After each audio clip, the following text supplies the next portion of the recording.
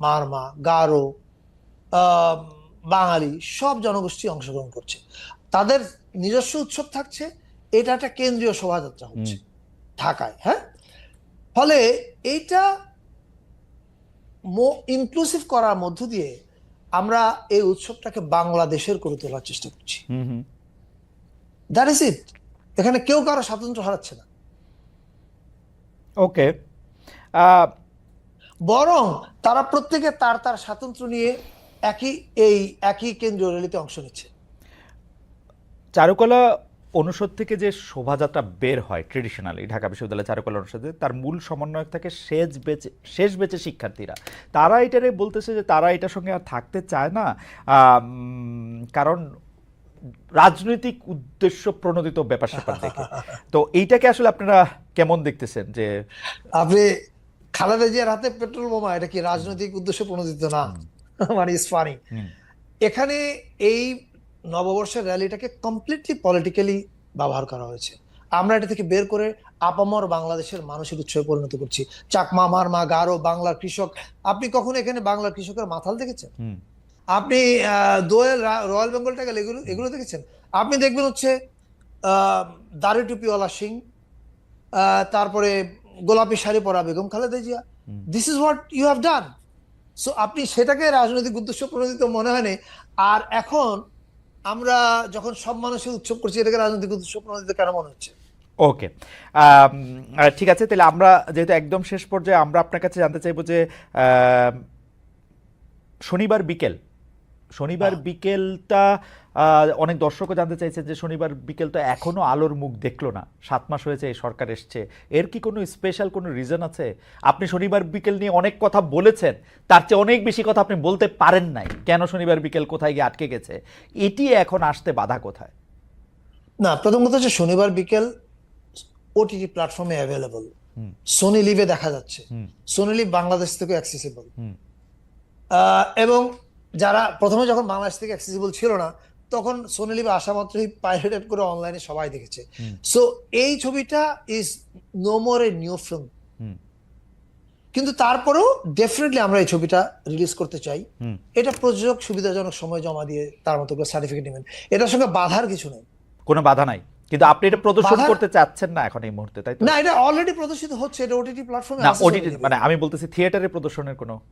একটা ছবি থিয়েটারে হয়তো আমি কোনো না কোনো স্ক্রিনিং করব, রিলিজও করবে প্রযোজক। কিন্তু কোনো কিন্তু এই কিন্তু কোনো ছবি, সমস্যা তো নাই এটার কোনো, না থিয়েটারে না না, প্রদর্শনের ব্যাপারে। নো না, নো নো, ওটিটি আমি আমি তো দেখি না। আপনি আপনি ওকে, আপনি এটা করতে পারেন। আপনি 420 নাটক এখনো সোশ্যাল মিডিয়ায় মানুষ দেখে, আবার 840 বা ডেমোক্রেসি প্রাইভেট লিমিটেড এটাও প্রশ্নিত হয়েছে, কিন্তু কেউ কেউ অভিযোগ করতেছেন যে আপনার এই কাজগুলি আসলে রাজনীতির প্রতি ঘৃণা উৎপাদন করতে পারে, বিরাজনীতিকে উৎসাহিত করতে পারে, অনির্বাচিত সরকার, অরাজনৈতিক সরকারের প্রতি পক্ষপাতমূলক আহ, অবস্থান এটাতে বোঝা যায় কিনা। আপনার কাছে কি মনে হয়, আপনার মনের মধ্যে এটা না আছে না কিনা? না না না না, আই ডোন্ট থিঙ্ক সো। আপনি ধরেন আপনি কোনো একটা জিনিসের আপনি মাথা ব্যথায় নিয়ে একটা ফিল্ম বানালেন, তার অর্থ এই না তো যে আপনি বলছেন মাথাটা কেটে ফেলবো। I don't okay. Think so. Okay. আচ্ছা, এটা আমার শেষ প্রশ্ন, কারণ আপনার সাথে আসলে হ্যাঁ, কথা বলা খুবই আনন্দদায়ক। আমি একটু দর্শকদের বলতে চাই, মোস্তফা সরোয়ার ফারুকে আমাকে বলেছিলেন যে আমার অনুষ্ঠানটা টানা কিনা, মাঝখানে আসলে আমরা বিজ্ঞাপন বিরতি নিই কিনা বা এই অনুষ্ঠানের মধ্যে, কারণ তিনি সারাদিন মিটিং করে এসে তার একটা শারীরিক কন্ডিশন অনেক সময় মনে হয় যে তিনি আরেকটু লম্বা হয়ে শুয়ে থাকতে চান। তা আমি বলেছিলাম যে না, আমরা গল্প আড্ডায় কথা এটি পার করে দেবো।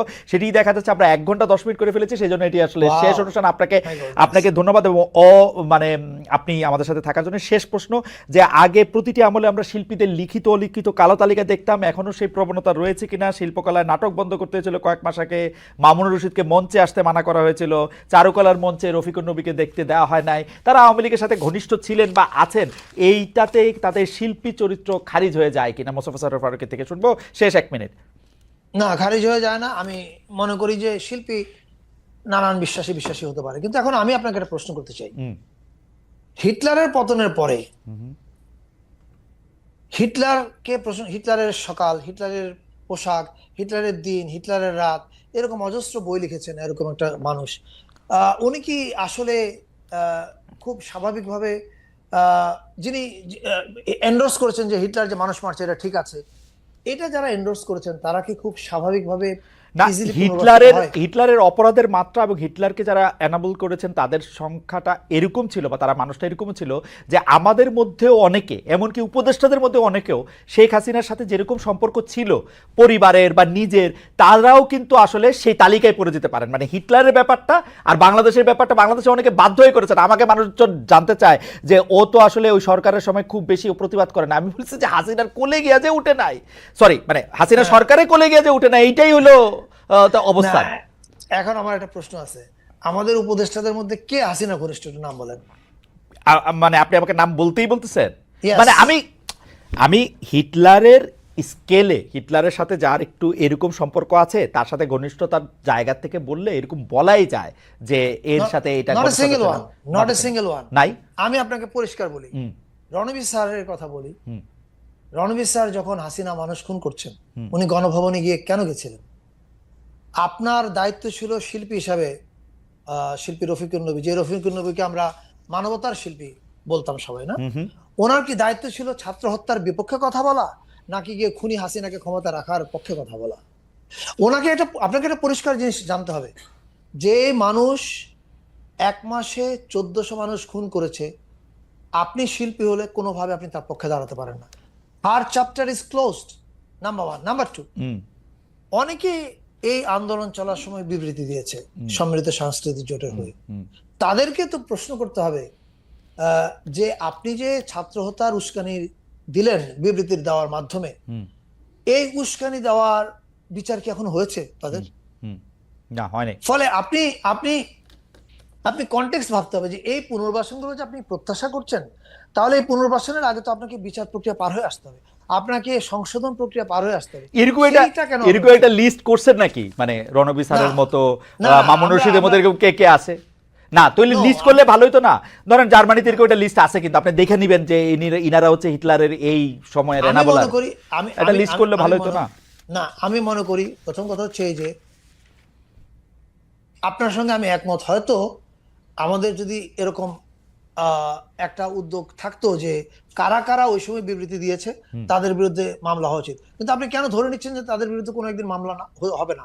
ধরেন এই মামলা হওয়ার প্রক্রিয়া কিন্তু শুধু আমরাই যে করবে তা না, অন্য অনেকেও সে করতে পারে। কারণ আপনি যখন কোনো গণহত্যা উস্কানি দিবেন, এই মামলা কিন্তু 30 বছর পরে হতে পারে। মামলার জায়গাটা আমি নাই ফারুক ভাই, আমি মামলার কথা আমি বলতেছি না। আমি বলতেছি যে ধরেন এই কয়জন হচ্ছে হাসিনার পক্ষে বিবৃতি দেওয়ার জন্য আমরা তাদেরকে আর ওন করি না শিল্পী হিসাবে। তারা শিল্পী, সাহিত্যিক, নাট্যকার, নাট্যবিদ, এই নাট্যজন হিসেবে তারা তাদের অবস্থান হারাইছেন। সুতরাং আপামর জনগণ আপনারা তার সাথে আর থাকবেন না। আমি বলতেছি হিটলারের পরে এরকম একটা তালিকা হয়েছিল, যারা পালায়েও গেছিল তারাও কোনোদিন আর মেইন স্ট্রিমে এটার মধ্যে এটা হয় নাই। আসতে পারে না। আপনারা এটা এরকম করবেন কিনা বা করার উদ্যোগ আছে কিনা?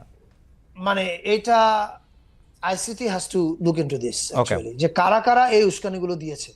এটা আই এম শিওর, মানে তারা তাদের সামর্থ্য দিয়ে এখন প্রধান অপরাধীদের বিচারের ব্যবস্থা করছে। আই এম শিওর এটা কোনো না কোনো সময় আসবে। ইতিহাসে এগুলো প্রশ্নগুলো সমাধান করে যেতে হবে। আপনি যদি এই প্রশ্নগুলো সমাধান না করে যান, তাহলে কিন্তু মুশকিল পড়বে সামনে।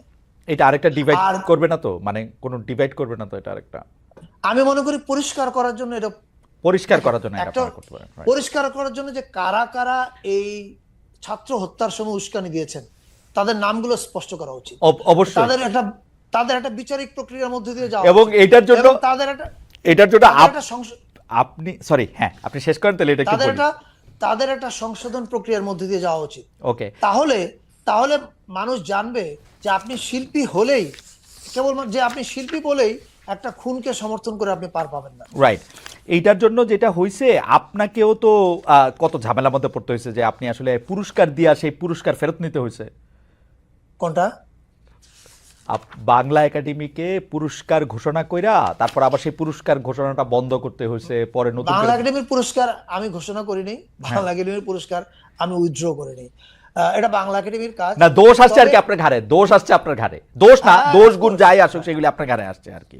এটাই হয়, মানে বাংলা একাডেমি বা এই আমাদের যে স্বায়ত্তশাসিত প্রতিষ্ঠানগুলো আছে, এটা নিয়ে আমাদের আরেকদিন কথা বলা যাবে। আমাদের সাংস্কৃতিক নীতিমালা নিয়ে আরেকদিন কথা বলা যাবে। আমাদের কালচার ইন্ডাস্ট্রি নিয়ে আমরা কি করে যেতে চাই আরেকদিন কথা বলা অবশ্যই, এবং আপনি কি করে মধ্যপন্থাকে আসলে সামনে এগিয়ে নিচ্ছেন এর চ্যালেঞ্জগুলি নিয়েও নিশ্চয়ই আমরা আরও সামনে আরও শুনবো। কিন্তু আমরা সকলেই চাই যে আপনি যেসব উদ্যোগ নিয়েছেন, যেই সব উদ্যোগের মধ্যে এক্সক্লুসিভিটি আছে, আপনি সবাইকে নিয়ে পথ চলতে চাইছেন, আপনি নিজেকে নরম মানুষ বলছেন, কিন্তু আপনি আসলে সিদ্ধান্ত নিতে সময় আপনি খুব দৃঢ়তা দেখাচ্ছেন নানা বিষয়ের ক্ষেত্রে। আমরা আপনাদের সাফল্য কামনা করি, এই সরকারের সাফল্য কামনা করি। বন্ধু হিসাবে যোগ্যতর পথ প্রদর্শক হিসাবে আমরা আপনার সাফল্য কামনা করি, এবং আমার কাছে মনে হয় যে আপনি এটা পারবেন, এবং আপনার জায়গা থেকে ঠিকানার পক্ষ থেকে আপনাকে অনেক অনেক ধন্যবাদ জানাই।